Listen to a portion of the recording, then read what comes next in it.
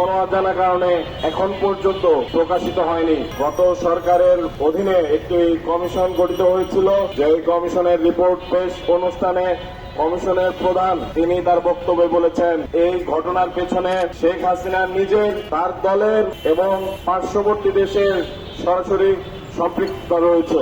কিন্তু আমরা দেখতে পেয়েছি সেই রিপোর্টটি কোনো অজানা কারণে এখন পর্যন্ত প্রকাশিত হয়নি। যদি সেই রিপোর্ট প্রকাশিত না হয় তাহলে সেই রিপোর্টে যারা সাক্ষ্য দিয়েছেন তাদের বক্তব্য কিন্তু জাতির সামনে আসতে পারবে না।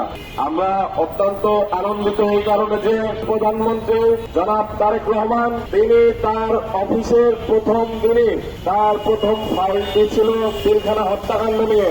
কিন্তু এর পাশাপাশি আমাদের একটি বিষয় মনে রাখতে হবে, যদি পূর্ববর্তী কমিশন এর রিপোর্ট জনসম্মুখে না আনা হয় এবং আরেকটি কমিশন গঠন করে বিচার প্রক্রিয়াকে দীর্ঘ করা হয়, তাহলে এখনো যারা অন্যায়ভাবে জেলের ভেতরে আছেন তাদের অনেককেই হয়তো আমরা আর আমাদের মাঝে পাবো না।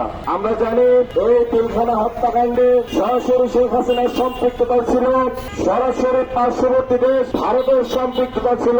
আবার কমিশন গঠন করেছেন, সেটাকে বিচারিক পর্যায়ে আপনারা উন্নীত করেছেন, যেটি আমরা বিগত সরকারের কাছে দাবি করেছিলাম। এবং বিগত সরকার যখন কমিশন গঠন করে সবকিছু ঠিক ছিল, কিন্তু 2-9 ধারায় সেই কমিশনের যে কার্যপরিধি সেটাকে সংকুচিত করা হয়েছিল।